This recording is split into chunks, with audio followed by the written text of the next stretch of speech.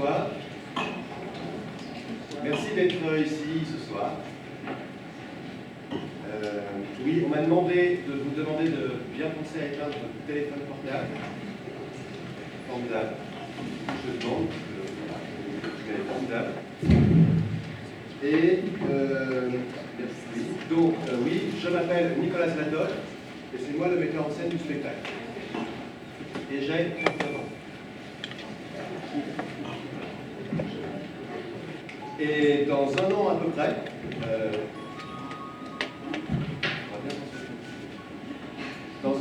près, le 19 juin 2018, j'aurai 40 ans. Et du coup, il y a 19 ans, en été 1998, j'avais 20 ans et j'étais un jeune et bel étudiant en classe préparatoire. J'étais au lycée du Parc, à Lyon. Et si vous voulez, à l'époque, c'était... je suivais une voie tracée à l'avance. Enfin, une fois en classe prépa, après c'est les grandes écoles, la réussite sociale, intellectuelle, il faut le dire franchement.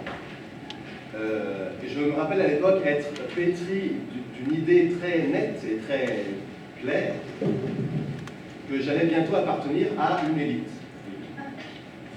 Donc sociale, oui, intellectuelle, oui, une élite culturelle aussi. Une élite qui serait capable de prendre part à la marche du monde, une part active. C'est ça. Ah, oui. Je me rappelle aussi que j'avais l'espèce de certitude de mener une vie ouverte sur le monde, très certainement, et pétrie de culture. Bref, j'étais donc promu à ce qu'on pourrait appeler un brillant avenir. Et donc, cet été de 1998, quand j'avais 20 ans, j'ai fait un voyage en Méditerranée. Et le truc, c'est que pendant ce voyage, je pouvais mourir. À l'époque, j'étais très très en colère, en fait. Mais je ne pouvais même pas discerner cette colère. Si vous voulez, j'étais dans un chaos de sensations comme ça tout le temps. Je pouvais discerner deux choses. La brûlure du soleil sur ma peau, la morsure glacée de la mer dans mon corps. Et un soir, il y a un orage très très violent qui a eu lieu. Et après cet orage, la colère elle a disparu. C'est comme si cet orage, si vous voulez, m'avait purgé de la colère, du mal. Je me souviens que j'étais face à la mer, le jour tombait, et la mer était étrangement calme. Et le lendemain, un ami m'a donné un livre à lire. Et ce livre, c'était Nos Antipasa d'Albert Camus.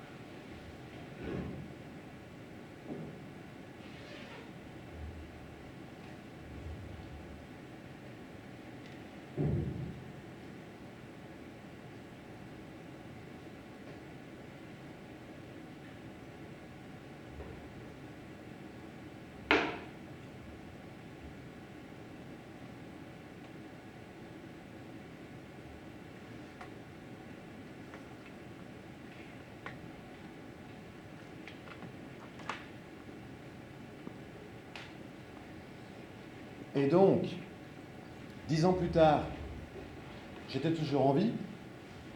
et j'essayais de devenir metteur en scène. Et je travaillais sur l'adaptation au théâtre de L'étranger d'Albert Camus. C'était en même temps vrai, parce qu'on racontait l'histoire, en même temps c'était un peu un prétexte, parce qu'en fait, moi je travaillais surtout sur deux sensations. La brûlure du soleil sur ma peau et la morsure glacée de la mer dans mon corps. Et donc le travail avançait comme ça, on approchait de la fin du roman, et donc à la fin du roman, Meursault est condamné à mort. Bon, et donc il attend la mort dans sa cellule, parce qu'il ne connaît pas le jour de son exécution. Quand on est condamné à mort, on ne sait pas quel jour on va mourir. Donc il attend. Et un soir, il y a un prêtre qui vient le voir, et ce prêtre lui demande de prier pour une autre vie. Et là, il y a une colère absolument terrible qui s'empare de Meursault, et il crie. Et il chope le prêtre, et il est violent. Alors les gardiens arrivent, ils enlèvent le prêtre, Meursault reste dans sa cellule, Meursault regarde le ciel à travers sa lucarne, et il passe toute la nuit comme ça. Et il voit le jour se lever, doucement. Et là, il dit, voilà le jour qui marche, voilà la beauté. Et là, il décrit une sensation hyper étrange, où il dit, oui, oui, je suis dans le monde, mais je suis prêt à mourir. Oui, je suis prêt à célébrer les noces renouvelées de l'homme et du monde. Mais c'est pas grave si demain, les gens m'accueillent à mon exécution avec des cris de haine. J'arrivais pas à mettre en scène ça. Ça, c'est la dernière page, j'arrivais pas à trouver comment on faisait au théâtre pour faire ça. Et donc le temps passait, et un soir, je rentre chez mes parents pour récupérer un truc, bref, et mes parents me parlent d'une tante qu'on avait, qui était à l'hôpital depuis pas longtemps. Et mes parents me disent, en fait, c'est soudain, oui, c'est pas prévu. En fait, elle va mourir. C'est dans quelques temps, mais c'est fini. Si tu veux lui dire au revoir, c'est maintenant. Et je me souviens très bien qu'à ce moment-là, tout ça, je veux dire, l'étranger, mon travail, ce spectacle, mais aussi la brûlure du soleil sur ma peau et la morsure glacée de la mer dans mon corps, tout ça, ça m'est apparu très clairement, dramatiquement et infiniment pathétique. Bon, et cette tante, elle est morte, pas longtemps après, et je suis allé l'enterrer le jour de la générale du spectacle. Et j'avais toujours pas la fin du spectacle. Et quand je suis arrivé au théâtre, j'ai dit aux acteurs, ok, il n'y a pas de dernière page. On ne fait pas cette dernière page, et le spectacle se termine sur la colère. Ce spectacle va se terminer sur la colère face à l'inutilité de la souffrance. Sur la colère qui s'empare de Meursault, quand face à l'exigence de clarté et de cohésion qu'on a, en face on n'a jamais rien. Et en face on n'a jamais que le silence du monde. Et je me rappelle qu'il y avait plein de gens qui venaient me voir et qui me disaient « Waouh, putain, la fin !» Et en même temps, ça ne m'intéressait pas tant que ça, parce que moi je voulais savoir ce qu'il y avait après en fait. Après la colère.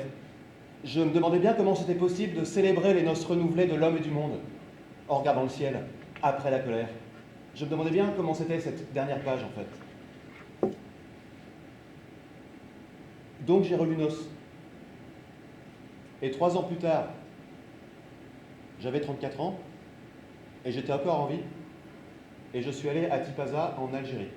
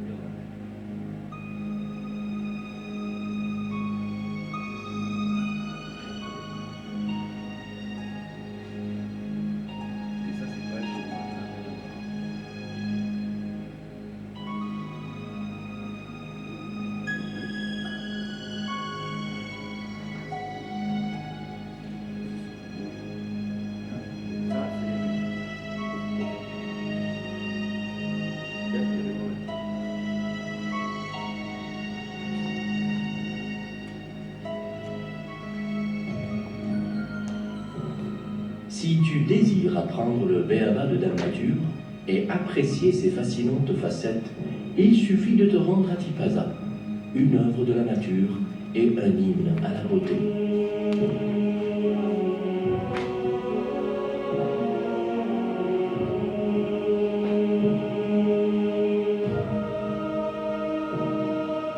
La ville de Tipaza, qui n'est distante de la wilaya d'Alger que d'environ 70 km, représente le premier maillon aussi agrippé.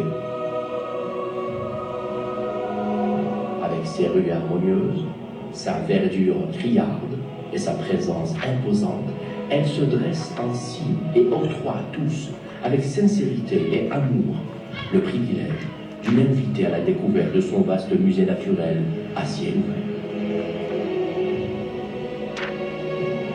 Sur une étendue de 1707 km², toutes les composantes de la nature se sont rassemblées dans un festival de grandes manifestations pour exécuter une toile toute de génie et d'enchantement qui pourrait s'intituler « Délicatesse et joliesse ».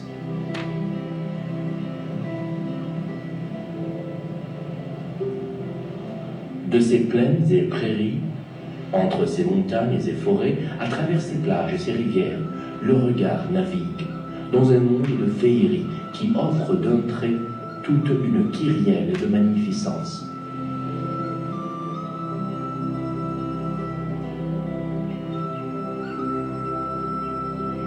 Avec une bande littorale toute de fascination qui longe sur environ 115 km la côte algérienne, cette wilaya a su s'imposer parmi les villes du pourtour méditerranéen et a pu relever tous les défis et franchir de nombreux obstacles afin de mériter et acquérir le titre d'ambassadrice de l'enchantement et de la beauté.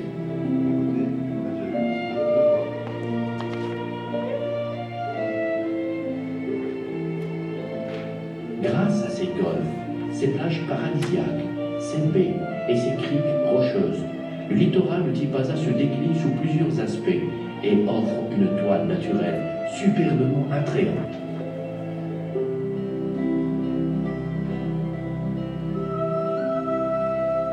De la plage Karoubi ou Chenois à la plage du Golfe et Sidi Ibrahim ou à la plage Bleue, il est loisible d'admirer la magie qu'exhale la Méditerranée grâce à son bleu séduisant et à son éclat envoûtant.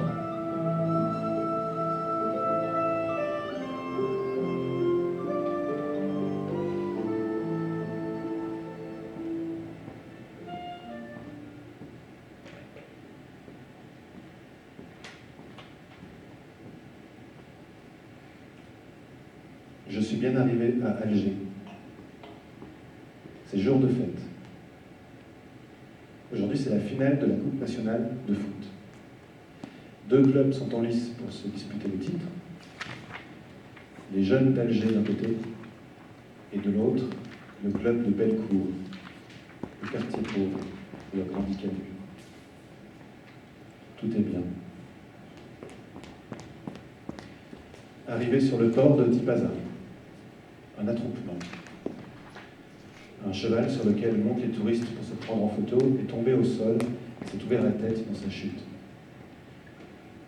Il est pris de convulsions. Il saigne abondamment. Le rouge du sang répand à la terre ocre et dessine au sol une longue coulée qui descend doucement vers la mer.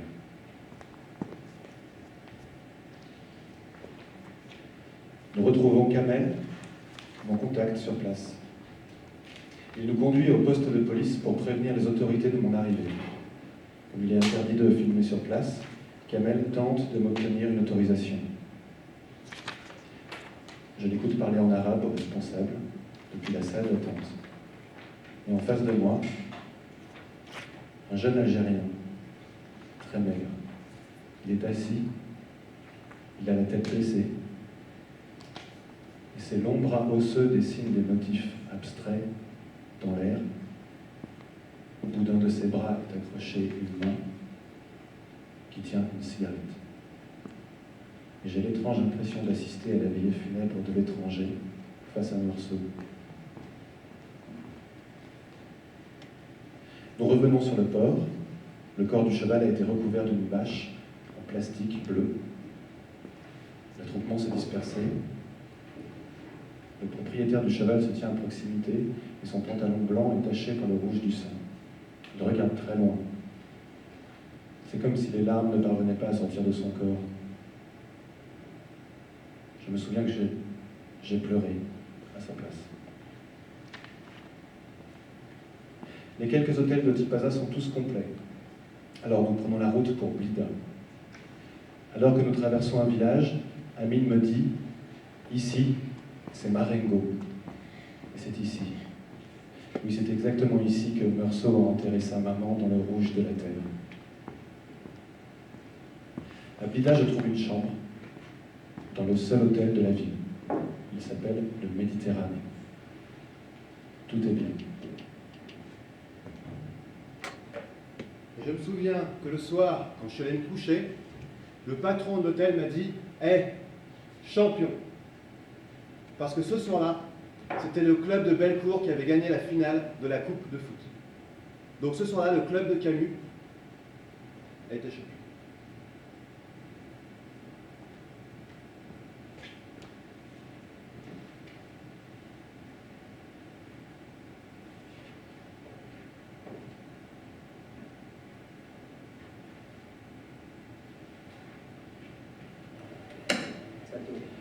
Bonsoir, je suis donc à Tipaza, plus précisément sur le port de Tipaza, qui marque le début de notre récit. Alors, comme vous pouvez le voir sur ces images, il ne fait pas beau. Et non, le ciel est très bouché, il a plu à peu près toute la journée, et il fait même assez froid. Le soleil brille par son absence, en fait. Alors, c'est notamment à cause de ce ciel voilé que vous ne pourrez pas apercevoir au loin l'imposante masse noire du Chénois qui s'ébranle pour aller s'accroupir dans la mer. Voilà. Vous ne verrez pas non plus des bougainvilliers rosa qui peuvent dépasser au-dessus des murs des jardins des villas environnantes. Pas plus que vous ne pourrez voir dans ces jardins des hibiscus pas encore tout à fait rouges. Et il n'y aura pas du tout ici non plus une profusion de rosée épaisse comme de la crème.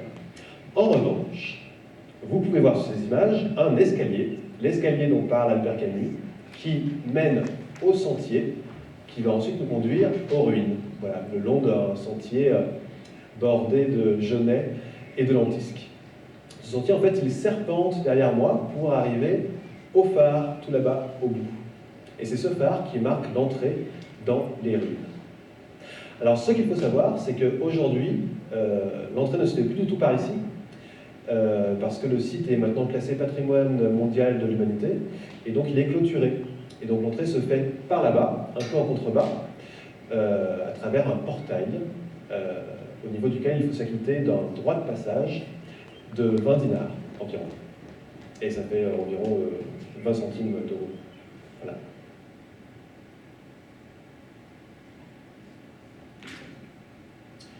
À gauche du port, un escalier de pierres sèches mène aux ruines, parmi les lentisques et les genêts. Le chemin passe devant un petit phare, avant de démarrer ensuite en pleine campagne, et déjà, au pied de ce phare, de grosses plantes grasses aux fleurs violettes, rouges, jaunes, descendent vers les premiers rochers que la mer suce avec un bruit de baiser.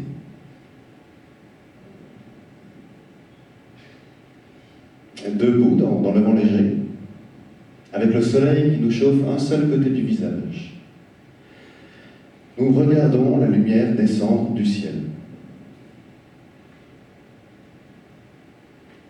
La mer sans une ride. Le sourire des dents éclatantes de la mer.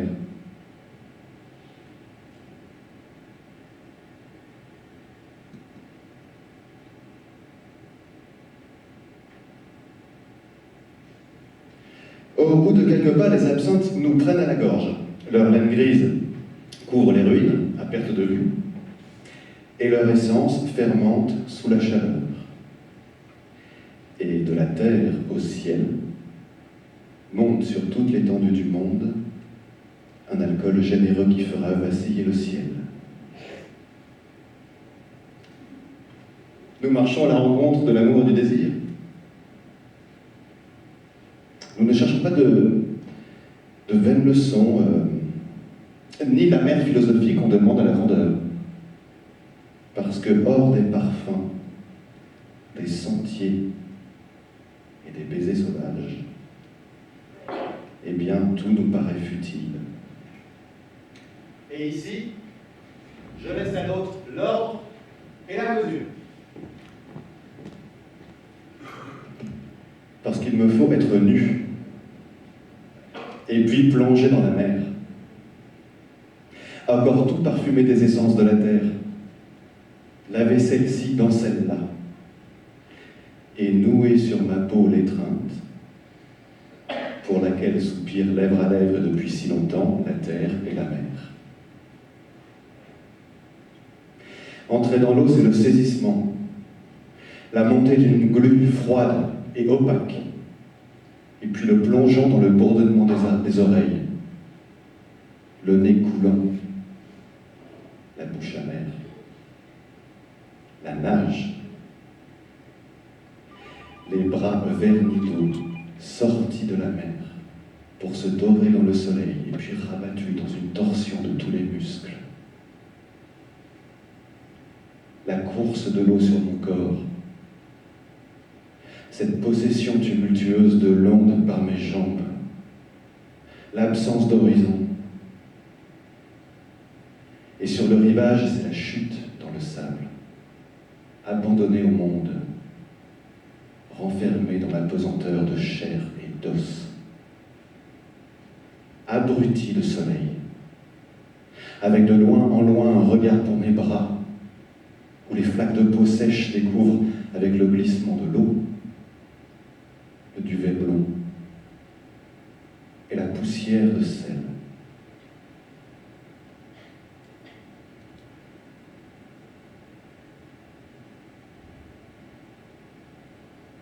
Voilà, donc là c'est exactement cette expérience qu'Emilienne là. C'est-à-dire que je venais de mélanger les essences de la terre avec mon corps, et puis après je voulais plonger dans la mer, pour du coup mélanger les essences de la terre qui étaient déjà sur mon corps avec celles de la mer, et du coup nouer ainsi l'étreinte pour laquelle soupirent lèvre à lèvre depuis si longtemps la terre et la mer. Donc là on est juste en dessous du phare, hein, c'est à l'entrée des ruines. Bon, l'expérience a demi-marché, parce que déjà, dans la première phase, mélanger les essences de la terre avec mon corps, ça piquait un peu. Et surtout, donc là, je suis en train de me rhabiller, parce qu'en fait, il y a quelqu'un qui est arrivé à ce moment-là, et qui m'a demandé ce que je faisais.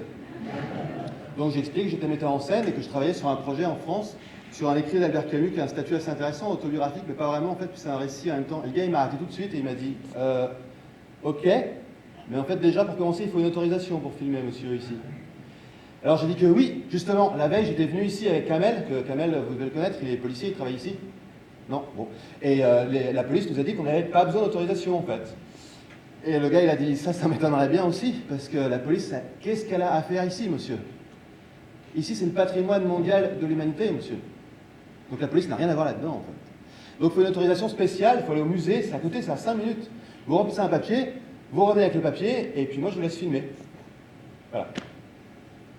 Donc j'ai coupé ma caméra et je suis allé au musée, mais c'était fermé. Bon. Et du coup, comme le musée n'était pas loin du port, je me baladais sur le port de Tipaza, là où il y avait le cheval mort, avec la vache bleue, la veille. Et du coup, que je n'avais pas vu la veille, à côté de la vache bleue et du cheval mort, qui avait plus aujourd'hui, mais bon, bref, j'ai vu. Paf! Oui, alors je suis sur le port de Tipaza, et plus précisément devant le café dans lequel venait se restaurer Albert Camus quand il revenait des ruines, la tête tout encore retentissante des cymbales du soleil et des couleurs. Et aujourd'hui, ce café s'appelle le restaurant Albert Camus. Voilà. Voilà. Alors, comme l'écrivait Albert Camus déjà en 1936, on mange assez mal dans ce café, mais on peut y manger des fruits. Et plus particulièrement des pêches. En fait, on les mange en mordant dedans, de sorte que le jus coule comme ça sur le menton. Et à ce moment-là, on peut écouter les grands coups de notre sang qui battent puis qui remontent comme ça jusqu'aux oreilles.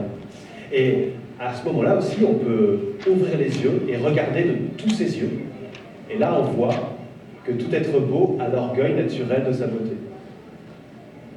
En fait, ces jours-là, le monde laisse suinter son orgueil de toutes parts. Ici, il n'y a pas de honte à être heureux. Donc, le lendemain, je suis retourné au musée pour avoir mon autorisation.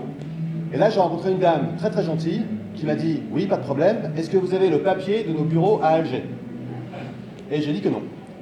Elle m'a dit ça, en fait, il faut le papier d'abord. Donc, il faut d'abord ce papier-là et après, moi, je fais l'autorisation. Là, moi, je dis que ça ne m'arrangeait pas trop parce que, en fait, Alger, c'est quand même à 70 km de là. Hein, et que c'est un peu chaud pour y aller, quoi. Ça tourne, c'est bon. Et la dame, elle m'a dit, c'est pas grave en fait, parce que de toute façon, vous pouvez pas y aller aujourd'hui parce qu'aujourd'hui c'est fermé. Donc il faut y aller demain. Non, pas demain, parce que demain c'est vendredi. Bah non, donc évidemment c'est fermé. Donc il faut y aller après-demain. Voilà. Et comme ça, vous avez le temps de vous organiser. Et voilà. Donc je suis retourné sur le port, au restaurant Albert Camus pour prendre un café. Et j'ai rencontré le patron du restaurant Albert Camus. Alors je commence à parler avec lui, puis je dis bonjour monsieur, figurez-vous que je suis metteur en scène et que je travaille sur Albert Camus. Plus particulièrement d'ailleurs, sur un récit qui a un statut assez étrange, enfin c'est pas un récit, mais pas vraiment, c'est autobiographique, on sait pas trop quoi, sur Albert Camus. Et le gars m'a dit, oui, moi, mon restaurant s'appelle Albert Camus parce que j'ai rencontré moi Albert Camus quand j'étais petit. Et là je dis, c'est fou. Savez-vous monsieur, que Albert Camus, dans Noces à Tipaza, a écrit en 1936 que quand il revient des ruines, la tête tout encore retentissante des cymbales, des soleils et des couleurs, il s'arrête dans votre café pour manger des pêches et prendre un thé. Et le gars, alors oui, on a parlé comme ça un peu, donc avec le patron du restaurant. Le café, c'est pas là. Ah. Le café, c'est l'hôtel de France, là où il y a le palmerie, là, juste derrière nous. Là. D'accord. Parce qu'il avait sa bibliothèque juste derrière. Il est venu avec un enseignant, il s'appelait M. Gura. Il y a un sculpteur avec lui, il s'appelle Ahmed, c'est un Algérien. Il avait un troisième ami, c'est M. Delorme, qui de la tête sur la toile.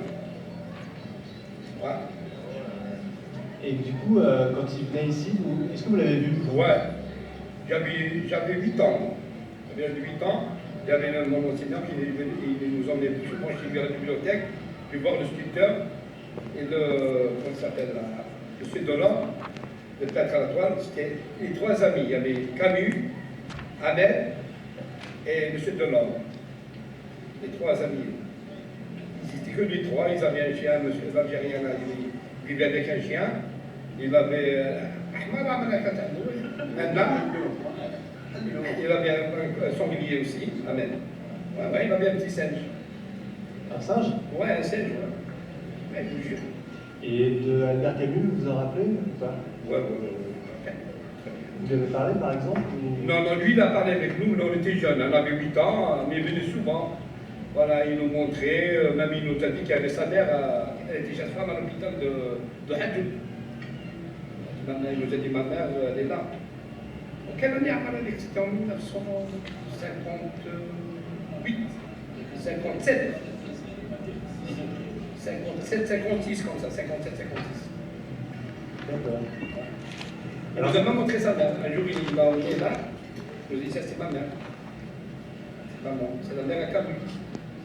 Alors après, je sais pas, quand on lit Noces, Ouais. il explique qu'un jour il est dans un café sur le port. Sur le port, ouais, la turquoise. Je sais pas lequel c'est. Le café du. Comment ça s'appelle? Madame Valin, comment ça s'appelle? Pas la côte turquoise, pas l'hôtel de France, ça s'appelait le rivage.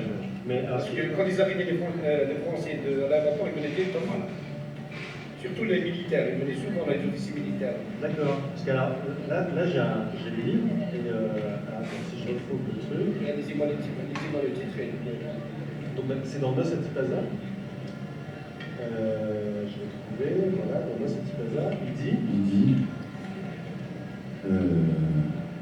Ouais, un peu avant midi, nous revenions par les ruines vers un petit café au bord du port. C'est ça, le rivage.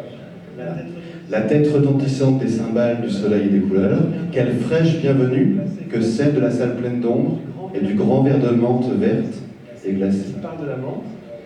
Voilà. Au dehors, Au dehors, il dit que c'est la mer. voilà. Bon. Donc il dit Et- au dehors, c'est la mer. Ouais, donc c'est la mer dehors, ok. Et il dit, assis devant la table, je tente de saisir entre mes cils battants de couleurs l'éblouissement du ciel blanc de chaleur. Il dit qu'on mange assez mal dans ce café, mais ça, donc je suis passé assez vite dessus, mais qu'on peut manger des pêches qu'on mange en y mordant dedans, de sorte que le jus en coule sur le menton. Et il dit Il y que... avait des pêches que je me suis échappé, parce qu'il avait un ami, un colon, il avait plein de pêches là-bas en haut, là, à la colline. On en avait la petite Espagne, là, ça s'appelle la petite Espagne. Et vous Il lui emmenait là, des pêches pour Camus. Je me rappelle comme aujourd'hui, il lui emmenait des pêches là, un panier de pêche. Des grosses pêches comme ça. Alors bah, c'est marrant, Voilà. là, il en parle, et il va plus loin, mais il dit... Les dents refermées sur la pêche, j'écoute les grands coups de mon sang battre et monter jusqu'aux oreilles, et je regarde de tous mes yeux. Alors, et après il dit... Et après, il dit que tout être beau a l'orgueil naturel de sa beauté. Ici, il n'y a pas de honte à être heureux. Je venais souvent, il partait par là. Monsieur Camus, il partait sur la pointe du phare, là. Où il y a le phare, toute la pointe là-bas, où il y a des roches. Ah ouais. Il y a des balaises rocheuses là-bas. Il se mettait là-bas avec M. Delorme, jusqu'au coucher de soleil. M. Delorme faisait la peinture il dessinait le coucher de soleil à la toile. C'était des tableaux à la toile. Là. Et Camus avec lui, et M. Ahmed avec lui. Dommage qu'ils soient morts tous les trois. Et alors justement, donc c'est étonnant parce que du coup ils sont morts et en même temps, moi par exemple je viens ici à Tipaza pour voir les ruines où Camus allait. Est-ce que vous par exemple vous allez à Tipaza je veux dire, bien sûr à Tipaza, mais dans les ruines, est-ce que vous êtes Oui, je déjà vais souvent, je vais souvent. Vous allez souvent? Il fait même guide. Ouais, dans le temps du Méditerranée, parce qu'avec le Méditerranée, le sud qui contribue à Tipaza. On avait l'Office national du tourisme. Il y avait M. Claude Morand, M. Trigano, le patron du club Méditerranée, qui nous a choisi de venir à Tipaza. Alors il a choisi des jeunes utilisant la littérature française qui savent l'histoire des Romains, ils nous ont bien dit que je faisais des guides. J'ai fait même Algoléa, La Boîte, Gardaïa, je suis parti même jusqu'à Tamaracet avec eux. J'ai fait le circuit des oasis avec. Alors ils ont choisi pour guider, je connais un peu l'histoire, parce que j'ai lu des livres. Parce que les livres, c'est quoi, sous Paradisi, sont en français, l'histoire des ruines, tout ça, où il y avait César, l'amphithéâtre romain, la basilique et tout le bazar. Hein? Et c'est un endroit que vous aimez, Oui, j'aime beaucoup, surtout moi, c'est Ramadan. Quand le journal, je me relaxe là-bas. J'entends que des oiseaux, les arbres. Et voici le vent qui s'élève et j'y vis dans nos ballons. Et voici les hirondelles qui rasent le bout du d'aller pouvoir tomber des forêts. À la claire fontaine nous irons promener. J'ai trouvé d'aussi clair que je me suis baigné. Il y a longtemps que je ne veux jamais, je ne suis Camus. Je n'oublierai jamais Camus. Qu'est-ce que vous Il oubliez? est mort, mais dans notre âme, il est fort. Camus. C'est vrai. Ouais. Donc, Dans notre âme. Ça, c'est moi qui l'ai inventé. Hein. C'est mes propres mots. C'est ma chanson. donc, le lendemain, je suis allé à Alger. Je la refais, mais je vais pas un refrain. Vas-y, mais juste le refrain. Hein. À la claire fontaine, nous irons promener. J'ai trouvé l'eau si claire que je me suis baigné. Il y a longtemps que je t'aime, jamais je ne t'oublierai. Jamais je n'oublierai Camus. Donc, Il est mort, mais il est mort de drame. ok. C'est le frère des grands chats. Donc, le lendemain, je suis allé à Alger à 70 km de là pour l'autorisation. Ça a pris un peu de temps parce que les routes, elles sont... enfin bref, on est arrivé un peu en retard, c'était fermé entre midi et 2. Et on a vu un gars qui nous a dit, de toute façon, je crois que cet après-midi, c'est fermé en fait. Donc revenez pas, laissez tomber. Donc on est retourné à Blida pour revenir à Alger le lendemain. Mais avant d'aller au bureau, là, on devait récupérer une copine d'Amine, c'était pas bien clair cette histoire. Et puis on a mis du temps pour arriver chez elle, et puis avant, il fallait qu'elle termine ses bagages. Elle avait beaucoup de bagages, puis elle parlait hyper fort, elle avait l'air hyper énervée. Je comprenais pas trop ce qu'elle disait parce que ça parlait en arabe, quoi. Et il fallait qu'on l'emmène quelque part, ça avait l'air urgent. Bon, donc on l'a emmené à ce quelque part, puis des bouchons, puis on s'est perdu. Bref, on s'est arrêté pour manger aussi. tout ce que je comprenais en fait, c'est que visiblement le soir on allait voir un concert, mais en fait on n'allait pas voir du tout un concert ce soir-là. En fait, on l'emmenait à l'hôpital pour qu'elle se fasse opérer, et en fait, parce qu'elle avait un cancer en fait. Et en fait, elle parlait très fort parce qu'elle avait peur. Enfin, elle était pas énervée. Elle était...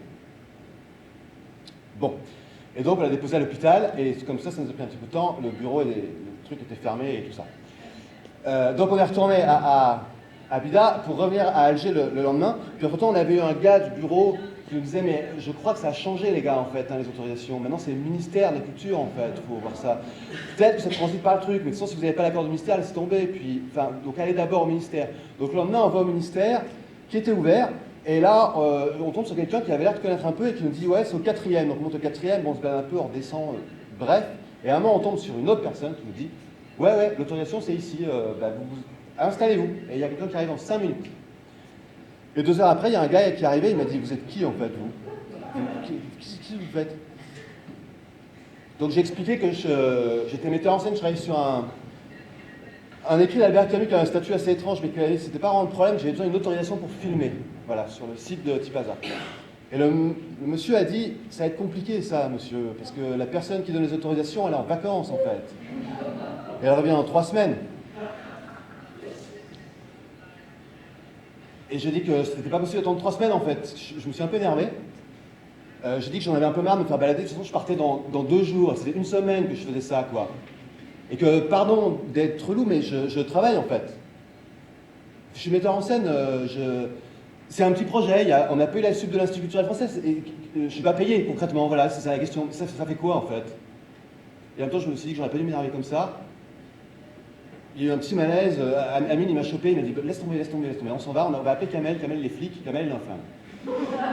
Et du coup on repart à Bida, on apprend Kamel, Amine me dit que ça va le faire, on va pouvoir faire quelque chose sur le site avec lui. Bon, on arrive, on attend Kamel qui est un peu en retard, Kamel me dit ok, on fait 2 groupes, Nico tu planques tes affaires dans mon sac et tu traces devant, et moi je te couvre.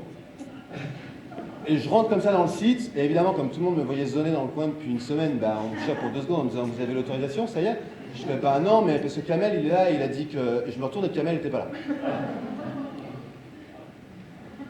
Et là, on me dit, sans autorisation, monsieur, on ne peut rien faire. Et je montre tous les touristes qui prennent des photos avec leur portable, et je dis, mais ils n'ont pas d'autorisation, en fait, franchement.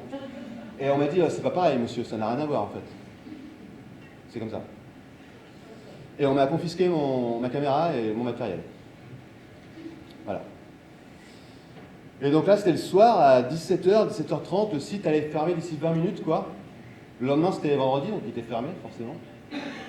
Et après, je partais en France. Voilà.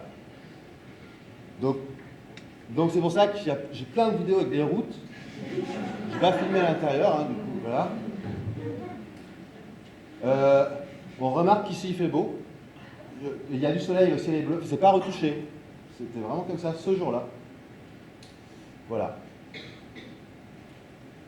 On reconnaît le rouge de la terre voir lequel Meursault enterrait sa maman.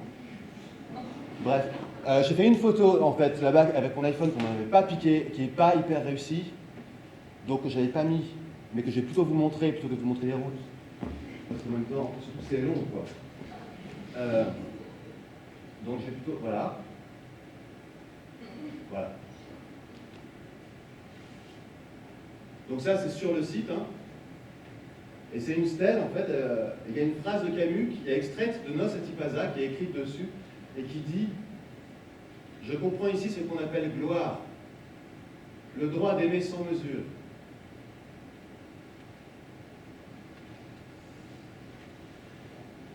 Et Amine me disait que c'était marrant parce que l'endroit est connu visiblement des couples algériens qui ne sont pas mariés. Parce qu'ils viennent se planquer dans les forêts là qu'on voit derrière pour faire l'amour. Moi, j'en ai pas vu. En même temps, il pleuvait. Là, il est là de faire beau, mais... Voilà. Voilà.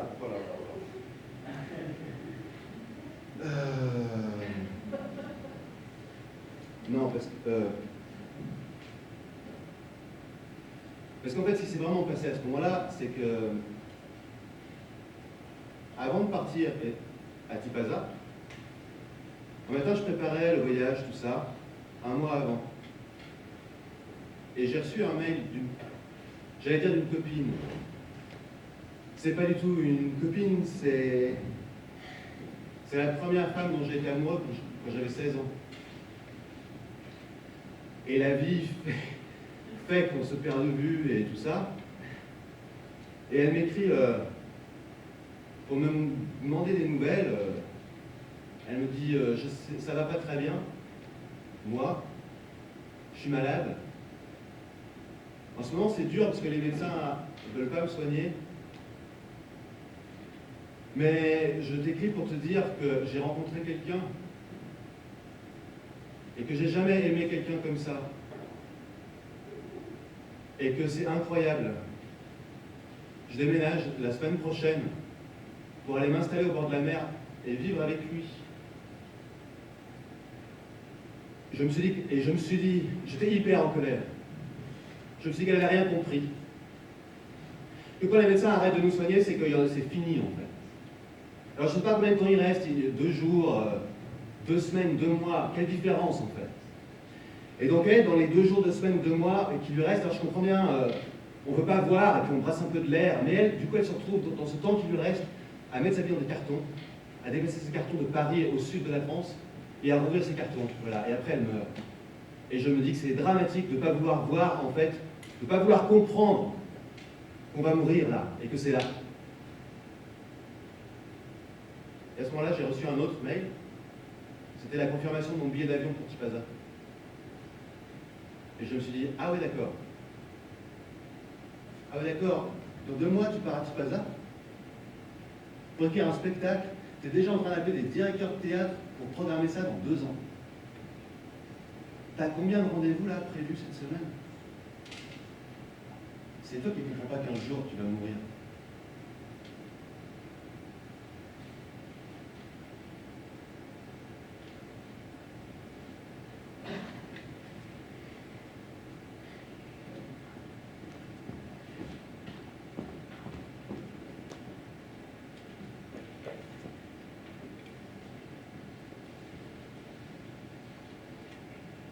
Se tuer,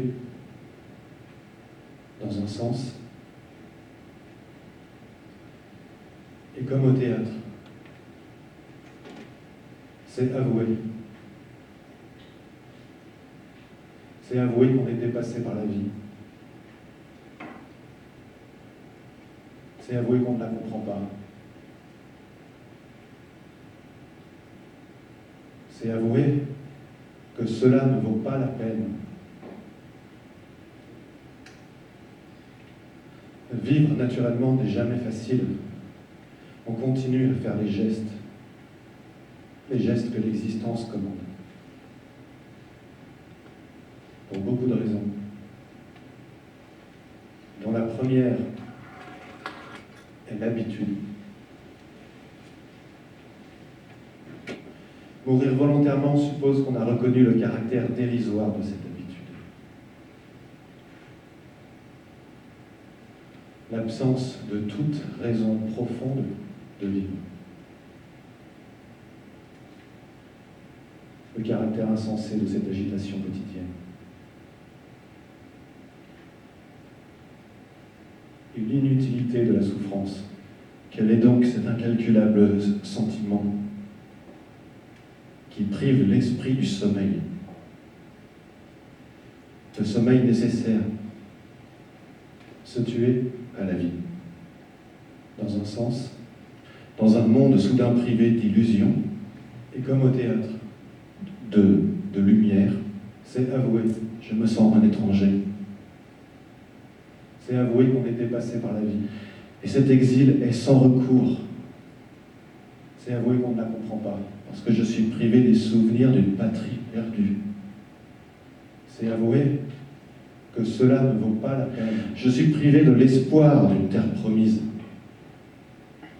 Vivre naturellement n'est jamais facile, et ce divorce continue à faire les gestes que l'existence commande. Ce divorce entre moi et ma vie, pour beaucoup de raisons. Ce divorce entre un comédien et son spectacle, dont la première est l'habitude. Eh bien, c'est exactement ça le sentiment de l'absurdité. Mourir volontairement suppose qu'on a reconnu le caractère dérisoire de cette habitude. Parce qu'il arrive que les décors s'écroulent. L'absence de toute raison profonde de vivre. Il arrive que la chaîne des gestes quotidiens soit rompue. Le caractère insensé de cette agitation quotidienne. Il arrive que mon cœur cherche en vain un maillon qui renoue. Et l'inutilité de la souffrance. Le premier C'est signe, donc cet incalculable sentiment qui prive l'esprit du sommeil. Le sommeil nécessaire. se tuer à la vie. Dans un sens, dans un monde soudain privé d'illusions, et comme au théâtre, de lumière, c'est avouer, je me sens un étranger. C'est avouer qu'on est dépassé par la vie. Et cet exil est sans recours. C'est avouer qu'on ne la comprend pas, parce que je suis privé des souvenirs d'une patrie perdue. C'est avouer que cela ne vaut pas la peine. Je suis privé de l'espoir d'une terre promise. À quoi tu penses? Vivre naturellement n'est jamais facile. À quoi tu penses? On continue à faire des gestes. À rien? Eh bien, si cette réponse est sincère, entre moi et ma vie, si elle préfigure ce singulier état d'esprit, divorce entre un comédien et son spectacle, le vide la première devient éloquent. habitude, eh bien c'est exactement ça le sentiment de l'absurdité. Eh bien, un jour et bientôt. Mourir volontairement suppose qu'on a reconnu le caractère dérisoire de cette habitude. Pourquoi? Parce qu'il arrive que les décors s'écroulent. Et la question s'élève. L'absence de toute raison profonde de vie. Et Il tout arrive que commence. les gestes quotidiens soient rompus. Parce que le temps me porte Ce caractère insensé de cette agitation. et que je vis sur l'avenir. Mon cœur cherche en vain un maillon qui renoue et l'inutilité de la souffrance. Le premier C'est signe. donc cet incalculable Pas maintenant. sentiment.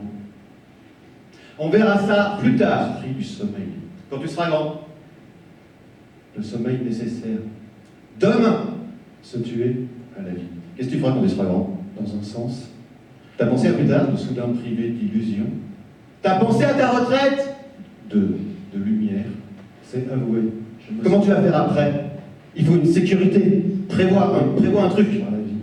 Et cet exil est sans recours. Alors aujourd'hui, tu vas être raisonnable. C'est avouer qu'on ne la comprend pas. Et puis tu vas faire des études. Privé des souvenirs d'une patrie. Et puis après, quand tu seras grand C'est avouer et que tu auras une sécurité, cela ne vaut pas tu la feras du peine. théâtre. Je suis privé de l'espoir d'une terre promise. À quoi tu penses? Oui, mais moi, il me manque le sel de la vie. Naturellement, n'est jamais facile. À quoi tu Oui. penses? Se On divorce. continue. Mais tu as un travail. Tu es en Bien, sécurité. c'est sens commun. Et Se sincère. divorce entre moi et ma vie. Si elle préfigure ce singulier état d'esprit, Divorce. inconséquence admirable parce qu'il s'agit un jour de mourir. Devient éloquent. Habitude. Eh bien, c'est exactement ça le sentiment de l'absurdité. Bien Est-ce que tu m'aimes? Bientôt. Mourir volontairement suppose qu'on a reconnu le caractère dérisoire de cette habitude. Pourquoi? Dis-moi que tu m'aimes. Parce qu'il arrive que les décors s'écroulent. Et la question s'élève. L'absence de toute raison profonde Et dis-moi de vie. et Il tout arrive que la commence. chaîne des gestes quotidiens. que tu m'aimeras toujours Parce que le temps me porte. Ce caractère insensé de cette agitation. et que je vis sur l'avenir. Mon cœur. Et dis-moi que rien, Un maillon. ni le temps ni la mort ne viendra jamais nous séparer. C'est donc cet incalculable Pas maintenant. sentiment. Dis-moi que tu m'aimes. On verra ça plus tard. L'esprit du sommeil. Quand tu Dis-moi seras que tu grand. m'aimes. Dis-moi que tu Le m'aimes. sommeil nécessaire. Demain, Se tuer à la vie. qu'est-ce que tu feras quand tu seras grand? Dans un sens, T'as pensé à plus tard? Dis-moi qu'on restera toujours ensemble. T'as pensé à ta retraite? Dis-moi que ton regard restera toujours fixé sur moi. Tu vas faire après. Il faut une sécurité. Prévois un truc. Dis-moi qu'à deux on vieillira jamais. Ou alors dis-moi qu'on vieillira ensemble. Mais qu'on mourra jamais. c'est avouer qu'on ne la comprend pas. Et puis tu vas faire des études. Et dis-moi qu'on s'en restera chaud. Et puis après, quand tu seras grand, C'est avouer et que tu auras une sécurité, cela ne dis-moi que ma peau ne vieillira jamais. l'espoir d'une terre promise. À quoi tu penses? Tout a déjà été dit, mais dis-moi que tu m'aimes. Finalement, n'est jamais facile. Et dis-moi que ton regard restera toujours fixé sur moi. Un travail. Tu es Bien, en sécurité. Sens commun. Et Et sincère. entre moi et ma vie. Si elle préfigure ce singulier, et dis-moi que tu m'aimes. Inconséquence admirable parce qu'il s'agit un jour de mourir. Devient éloquent. Habitude. Eh bien, c'est exactement ça le sentiment de l'absurdité. Est-ce que tu m'aimes? Bientôt. Mourir volontairement suppose qu'on a reconnu le caractère dérisoire de cette habitude. Pourquoi? Dis-moi que tu m'aimes. parce qu'il arrive que le décor s'écroule. Et la question En s'élève. l'absence de toute raison profonde Et dis-moi, de vie. et Il tout arrive que la commence, chaîne des gestes quotidiens, que tu m'aimeras toujours, Parce que le temps me porte ce caractère insensé de cette agitation. et que je vis sur l'avenir. Mon cœur. Et dis-moi que rien, Un maillon. ni le temps ni la mort ne viendra jamais nous séparer. Et donc c'est incalculable. Pas maintenant. Sentiment. Dis-moi que tu m'aimes. On verra ça plus tard. L'esprit du sommeil. Quand tu Dis-moi seras que grand. m'aimes. Dis-moi que tu le sommeil nécessaire. Demain. Se tuer. Dis-moi qu'on restera toujours ensemble. T'as pensé à ta retraite?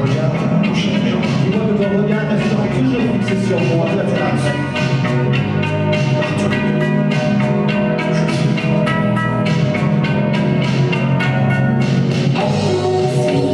Partout dans ta tête, et toi tu te laisses prendre à ton jeu. Ne pense pas que la vie s'arrête pour une fille qui te dit adieu. Tu dis que tu l'aimes, mais tu sais très bien que même si tu y mettais le zèle, elle te quitterait quand même. Tu dis que tu l'aimes, mais tu sais très bien que même si tu y mettais le zèle, elle te quitterait quand même. Oui, dis-toi qu'elle est parfaite. Fais de toi un garçon heureux. Et si tu veux de moi, je suis prête à soigner ton cœur malheureux.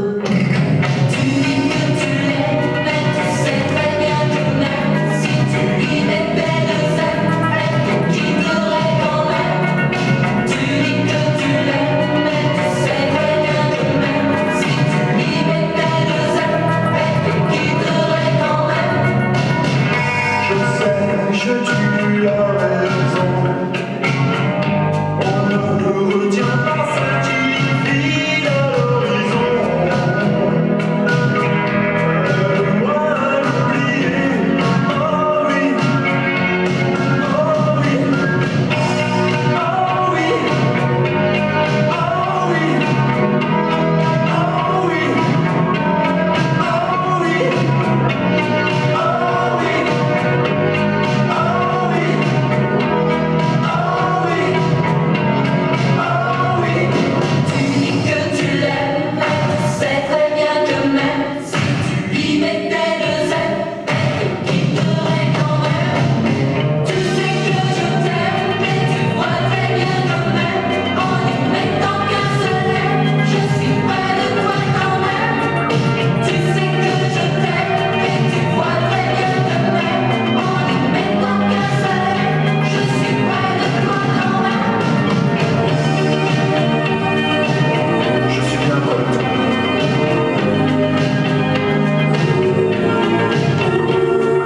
Je vois que je t'aime,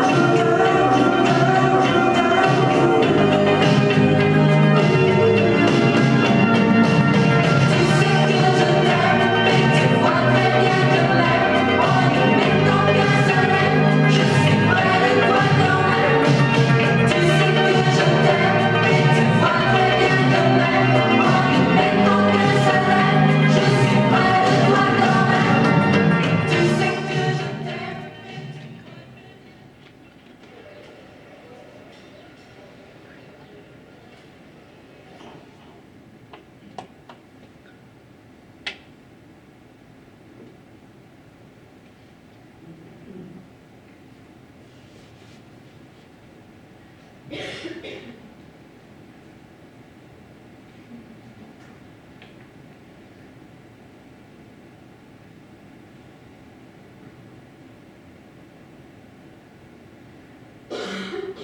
Je m'appelle Aziz. J'ai 44 ans. Je vis à Blida, en Algérie. Ici, je tiens un café à Ouled Yahish. J'aime bien le théâtre. Quand j'étais jeune, j'y allais tout le temps. À Tizi, chez moi, en Kabylie. Là-bas, il y a Maison de la Culture. Et tous les jours, il y a quelque chose. des spectacles, des conférences, de la musique. Alors tu dois aller là-bas. Parce que là-bas, tu vas rencontrer des gens très intéressants, des artistes. Les artistes, ils ont des choses à dire. Là-bas, il y a un artiste, il a écrit sur la page blanche. Il est très connu. Il écrit sur qu'est-ce qui se passe devant la page. Parce que c'est quoi l'inspiration? C'est une question. Les artistes, ils ont des choses en eux. Ils veulent exprimer. Mais c'est quoi ces choses? D'où ça vient? C'est plus fort que nous. C'est autour. Et l'artiste, il sent. Et il entend. C'est comme un prophète. C'est pas le prophète. C'est pas pareil. Mais l'artiste, il sent. Et donc, en écrivant, il devient petit Dieu. Pas Dieu, c'est pas pareil. C'est un autre contexte. Parce que l'artiste, il est nu.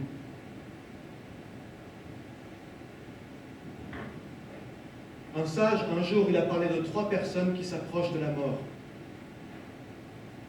Le banquier, le politique et l'artiste. Le banquier, il a plein d'argent. En se rapprochant de la mort, il se rapproche du moment où il va perdre cet argent. Le politique, il est très connu.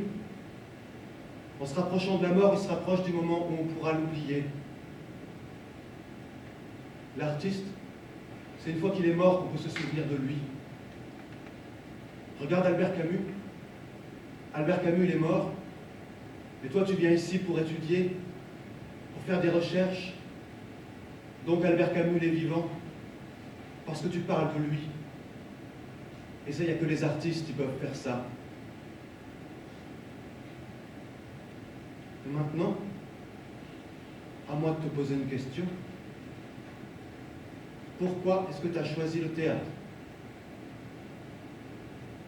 Alors, ça c'était une très bonne question, et c'était vachement bizarre, parce que je ne sais pas si j'ai choisi le théâtre, c'est mes parents, ils m'ont forcé quand j'avais 8 ans, moi je ne voulais pas en faire.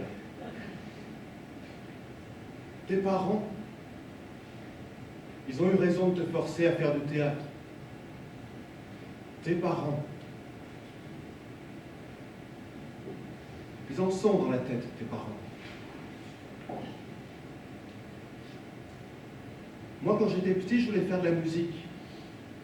Alors j'avais acheté une guitare, et je me cachais dans ma chambre pour jouer parce que ma mère, elle ne voulait pas. Je ne faisais pas les notes. Je faisais juste les gestes, pour pas déranger. J'avais fait une cachette sous mon lit. Je dévissais, j'enlevais la guitare, et après je la cachais. J'aurais bien voulu pouvoir jouer. J'aime bien la musique. Tu sais ce que c'est, la musique? C'est des bruits.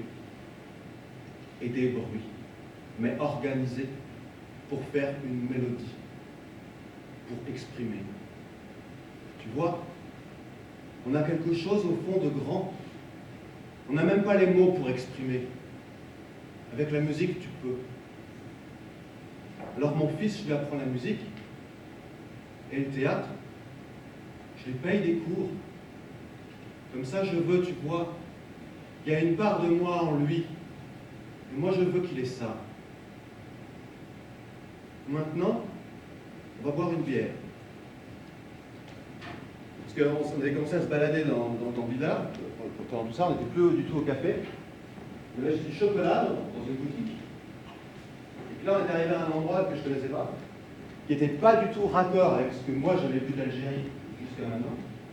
Et Aziz, il est arrivé avec 2 bières. C'est pour le plaisir. Tu vois, je suis bien avec toi, ça me fait plaisir. On boit une bière, juste pour tourner la tête. Ici, à Blida, c'est compliqué de boire. Il n'y a qu'ici où tu peux boire. Boire et trouver des femmes. En Kabylie, chez moi, c'est mieux. Parce qu'on peut boire tranquillement. Ici, c'est pas possible. Les musulmans, ils savent pas boire.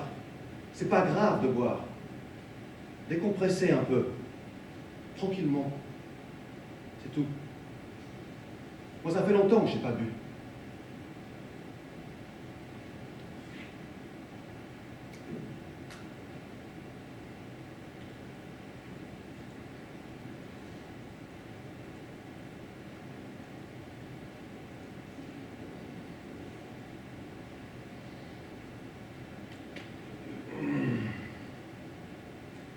Je l'ai bien tapé celle-là.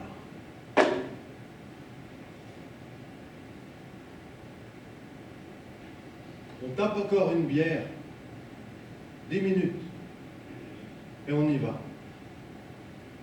Encore une, 10 minutes, et on y va. Je suis content de t'avoir rencontré. Tu vois, toi, tu filmes. Moi, des fois, j'ai envie de prendre un caméscope chez moi et filmer. Pas comme toi, pour le théâtre. Pour moi. Parler devant la caméra, comme au théâtre, mais pour mon fils. Je lui dirai les choses à mon fils. Parce que voir son père nu et bourré dans un film, pour le connaître, vraiment, tu comprends ?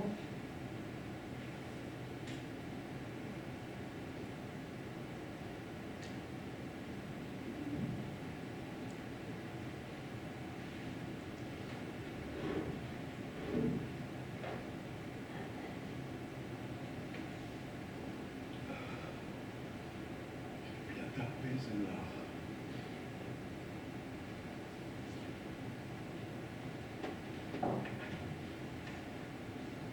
Par exemple, une question.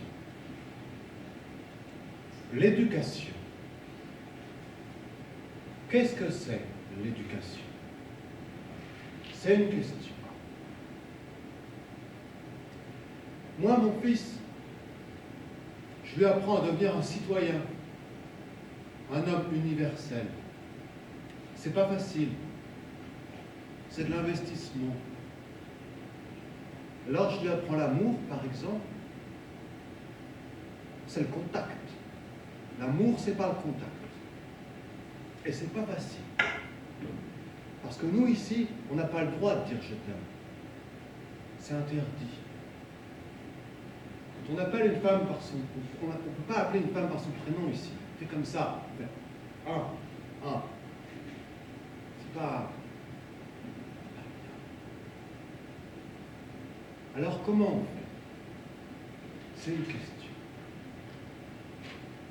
Ben moi, mon fils, je le prends torse nu. Moi, torse nu aussi. Et je le serre contre moi. Comme les animaux quand ils jouent. Mais moi, avec mon fils. Parce que pourquoi on vit? C'est quoi le sens? Toi tu vis, mais pourquoi tu vis? Moi je ne peux pas vivre sans mon fils. Et lui non plus, il ne peut pas vivre sans moi. Parce que je dois m'occuper de lui.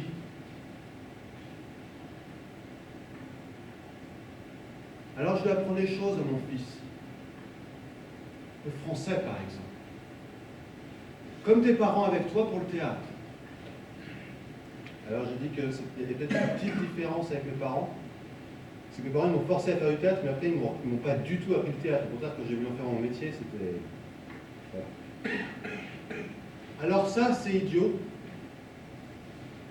Parce que tes parents, c'est comme si tu avais semé des pêches qui voulaient des poires. Mais ils ont semé ça en toi. Et ça grandit. C'est bien. Alors ça va changer.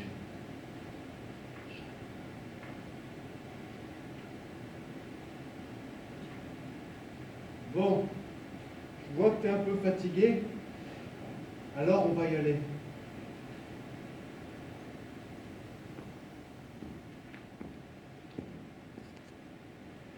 J'étais content de parler avec toi. Maintenant, la discrétion. Toi, par là. Et moi, voilà.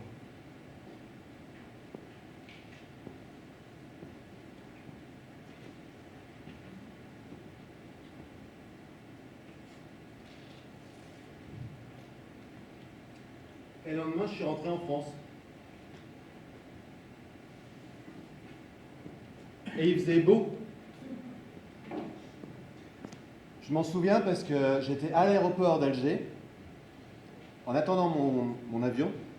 Il y avait une grande baie vitrée et je pouvais enfin sentir la brûlure du soleil sur ma peau. Et je me souviens aussi qu'à l'autre bout de la salle, il y avait un groupe de touristes et qu'à un moment, un vol a été appelé au haut-parleur. Et là, dans le groupe de touristes, il y a 2 ados, ils se sont levés. Et je pensais, ah tiens, c'est des ados, ils sont rentrés en vacances, alors ils se disent au revoir. Et effectivement, j'ai pas pu m'empêcher de les trouver un brin pathétique en fait. Et ils se sont fait une bise comme ça du bout des lèvres, dans une maladresse folle. Et la fille s'est retournée vers moi, et elle a commencé à marcher vers moi pour aller prendre son avion. Et d'un coup, elle est devenue toute rouge, et elle a fondu en larmes. Et là, j'ai eu envie de courir vers son ami pour lui dire, mais son ami, elle ne pouvait pas la voir vivre ça en fait. Et je voulais courir vers son ami pour lui dire, mais vas-y, prends-la dans tes bras. Et j'ai continué à regarder la fille, et la fille, elle a continué à avancer, et elle a souri. Et après, elle s'est de nouveau effondrée en larmes. Et elle continuait comme ça à sourire, tout en s'effondrant en larmes. Et je me suis dit, ah oui, oui, tu es incroyablement malheureuse de quitter la personne que tu aimes. Et c'est terrible. Et en même temps, tu es incroyablement heureuse de découvrir ça pour la première fois. Je me suis rappelé le moment où moi j'avais vécu ça pour la première fois, et je me suis demandé ce qu'il me restait encore à découvrir.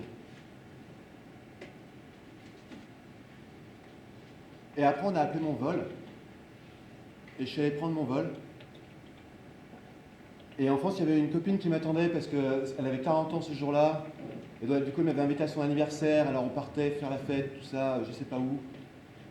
Et on était dans la voiture. Et là, dans la voiture, j'ai rallumé mon portable. Le truc, quoi. Et là, j'ai vu que j'avais un message. C'était un message d'un copain qui me parlait d'un autre copain qui s'appelle Guigui. Et donc le message de mon copain, c'était pour me dire que Guigui s'était tué. Que la veille, pendant que moi j'étais à Blida, en Algérie, en train de parler avec Aziz, Guigui, à Lyon, il s'était pendu.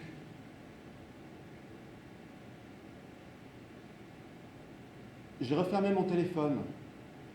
J'ai dit à mon ami, avant d'aller enterrer Guigui, vraiment, j'ai vraiment envie d'aller faire la fête. Et je suis arrivé dans cette fête, j'ai beaucoup trop bu. Et à un moment, dans la nuit, j'ai dansé avec le fantôme de la première femme que j'ai aimée quand on avait 16 ans. Et elle avait toujours 16 ans, et elle souriait, et c'était comme si elle me regardait depuis l'autre côté du temps. Et à un moment, elle a regardé derrière moi, et je me suis retourné, et il n'y avait plus aucun vivant autour de moi. Il n'y avait plus que les fantômes de tous les gens que j'ai vus disparaître. Et je me suis dit, voilà, c'est ça ce putain de jour qu'on appelle devenir adulte. C'est quand autour de nous, il y a plus de fantômes que d'être en vie. Alors pour vérifier, j'ai commencé à faire une liste, la liste de tous les gens que j'avais vus mourir. Et pour voir si ça équilibrait, j'ai fait la liste de tous les gens que je connaissais qui étaient encore en vie. Ça équilibrait pas trop. Et en faisant la liste des gens encore en vie, je me suis demandé ce que je faisais des enfants que j'avais vus naître. Et là, je me suis dit, peut-être qu'une troisième liste, la liste des enfants qu'on a vus naître, elle peut équilibrer la liste des fantômes pour un petit moment.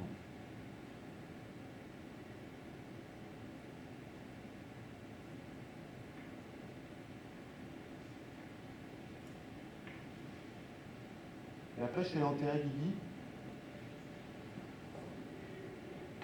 Il pleuvait.